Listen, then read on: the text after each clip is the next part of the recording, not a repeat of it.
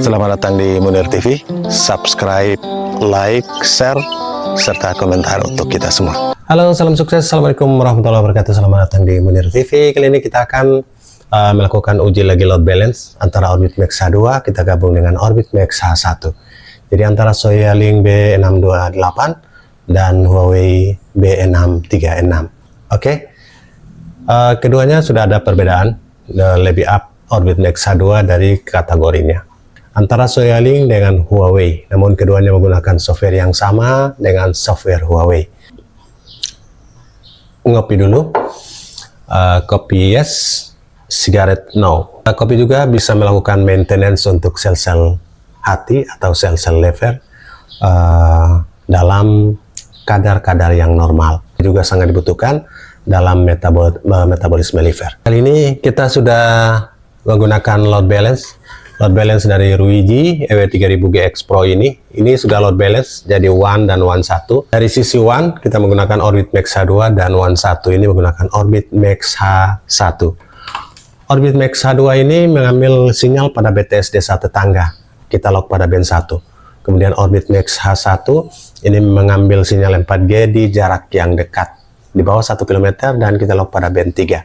Jadi pada BTS yang berbeda, sel ID yang berbeda, dan yang paling penting band frekuensi yang berbeda. Ini akan memberikan efek yang lumayan bagus pada load balance Ruiji EW3000GX Pro ini. Kita akan uji sumber internetnya antara Orbit Max H1 dan Orbit Max H2, dan selanjutnya kita uji hasil load balance dari Ruiji EW3000GX Pro ini. Kita juga akan screen di handphone ini, sahabat bisa lihat di samping. Oke sahabat semua, kita sudah screen di handphone juga. Yang pertama kita akan terkoneksi dulu dengan sumber internetnya dari Orbit. Oke, yang pertama kita uji dulu Orbit Max H1. Max H1 5G, ada Max H2 5G, dan ada R5G. Dan kita akan connect dulu di Max H1 5G, dari kita uji yang 5 GHz saja. Karena di sini banyak yang menggunakan 2,4 GHz, bisa juga terjadi interferensi. Oke, sudah terhubung dengan Max H1, kita langsung uji performanya. Sumber internet dari Orbit Max H1.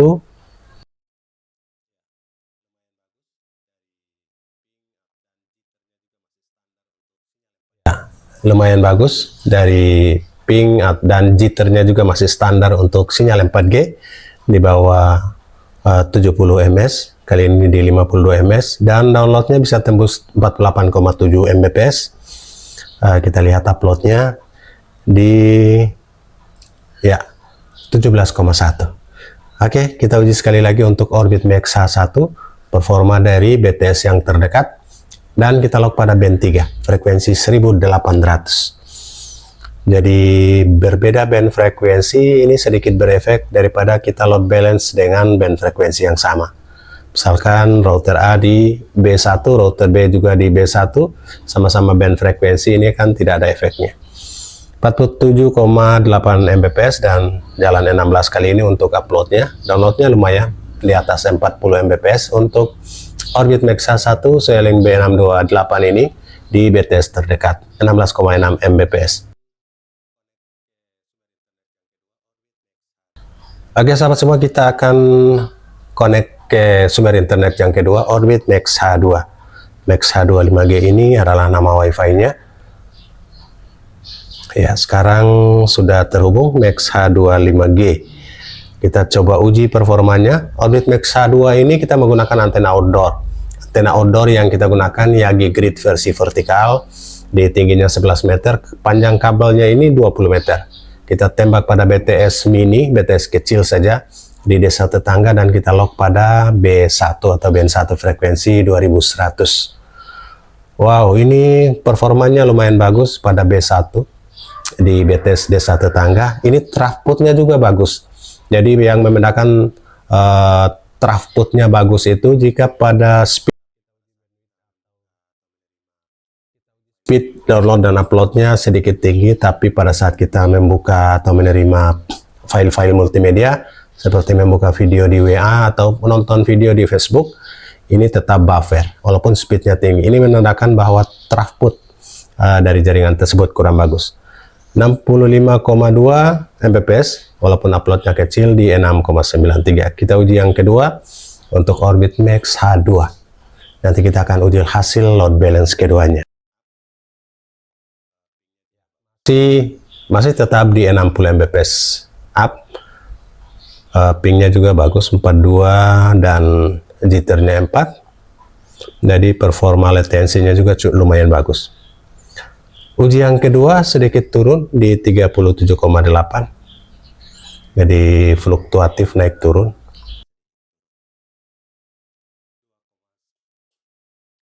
Uploadnya juga sedikit turun. 2,95 Mbps. Kita akan uji hasil load balance-nya. Load balance dengan menggunakan Ruiji EW3000GX Pro ini. Settingannya sudah ada pada video sebelumnya. Kita coba koneksikan dulu dengan nama WiFi dari Ruiji 5 GHz-nya dengan nama RG 5 GHz. Kita koneksikan dulu dengan load balance dari Ruiji EW3000GX Pro ini dengan nama WiFi R5G, R_5G. Ini adalah nama WiFi 5 GHz dari Ruiji EW3000GX Pro. Sudah terhubung, sahabat. Kita coba buka speed menggunakan aplikasi Speed Test Ookla. Ya, inilah performa load balance dari Ruiji EW3000GX Pro dengan dua sumber internet utama, Orbit Max H1 dan Orbit Max H2. Dua BTS yang berbeda, dua router yang berbeda. Downloadnya bisa tembus 86,0 Mbps dan uploadnya juga lumayan naik. Kali ini di 18,3 Mbps.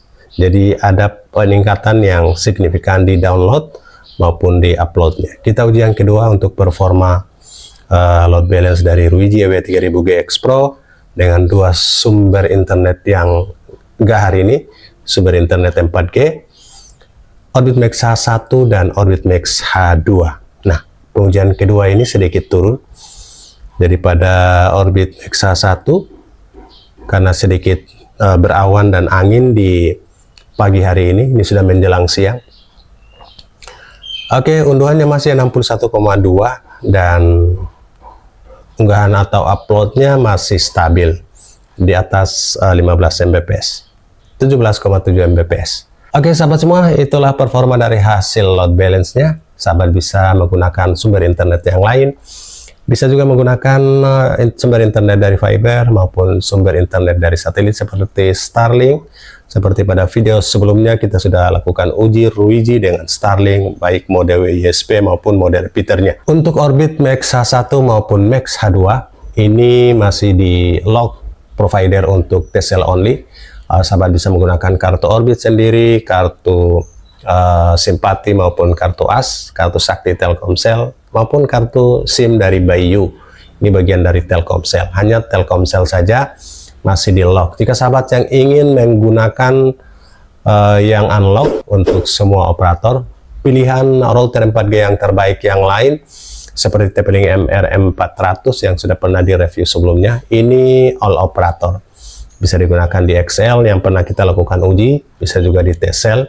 Karena area di sini hanya XL dan Telcel, hanya dua provider ini yang kita uji. Lain dari TP-Link MR400, di bawahnya yang masih murah, masih merupakan bagian dari brand TP-Link atau merupakan turunan dari TP-Link, yaitu Mercusis MB110. Ini juga all operator, sahabat bisa memilih ini karena ini sangat stabil. Brand yang bisa dipertanggungjawabkan atau recommended, harganya 500-an ribu rupiah. Sahabat juga bisa melakukan logband, sahabat juga bisa mengontrol settingan lewat aplikasi Mercusis. Demikian juga pada TP-Link di aplikasi Tether. Selain dari brand Huawei, TP-Link menjadi pilihan yang juga rekomendasi untuk sahabat yang berada di area yang sulit sinyal. Brand yang lain seperti yang pernah direviewkan sebelumnya, itu juga bagus jika sahabat berada di area-area yang performa 4G-nya tidak terganggu atau performa 4G-nya bagus, atau area di kota seperti produk dari ZTE. ZTE ini juga cukup bagus, namun yang menjadi kurang adalah tidak bisa dilakukan lock band frekuensi maupun lock antena internal dan eksternalnya. Untuk mercusis kita bisa lock antena eksternal internal, sementara untuk TP-Link kita hanya bisa lock band frekuensi, dan di brand Huawei kita bisa lock antena eksternal internal maupun kita bisa lock band frekuensinya. Itu plus dari Huawei, dan juga mercusis yang kita bisa lock antena dan juga band frekuensi. Inilah rekomendasi router 4G yang sering sekali direkomendasikan. Kita jarang membeli brand yang tidak recommended untuk di desa. Sahabat-sahabat yang berada di area yang kota ataupun berada di area yang sinyal 4G-nya bagus, bisa memilih brand bebas karena kualitas sinyal 4G di lokasi juga mendukung. Dengan area di pinggiran ataupun di desa ataupun di lembah, di gunung yang 4G-nya bisa timbul tenggelam ataupun sulit, ini bisa memilih brand-brand seperti Huawei, TP-Link, dan juga mercusis yang menjadi rekomendasi. Antena yang sering direkomendasikan juga antena Yagi Grid, kemudian lock periodik. Bisa memilih lock periodik dari Lintratek ataupun Huawei, ataupun Yagi Grid yang horizontal, vertikal, maupun yang single cat train yang pernah direviewkan pada video-video sebelumnya. Oke, semoga bermanfaat untuk sahabat yang menjadi masih pejuang GSM di desa. Rekomendasi yang populer saat ini untuk area di desa yaitu Starlink, internet satelit yang performanya jauh lebih bagus daripada internet satelit sebelumnya. Namun harga paket bulanannya masih mahal. Jika sahabat pengguna keluarga dan sinyal 4G-nya masih terjangkau dengan antena, gunakan router 4G plus antena. Jika sahabat yang sama sekali tidak bisa menggunakan sinyal 4G di lokasi dan sudah tidak bisa dijangkau dengan antena 4G, maka Starlink bisa menjadi alternatif. Selama masih ada sinyal 4G yang kita bisa usahakan lewat antena outdoor, untuk pengguna keluarga harga 750-an ribu. Untuk pengguna khusus untuk keluarga ini masih sedikit mahal untuk pengguna yang small group di keluarga. Oleh karena itu rekomendasi masih router 4G seperti Orbit, TP-Link maupun mercusis. Semoga menjadi informasi buat sahabat semua. Salam sukses. Assalamualaikum warahmatullahi wabarakatuh.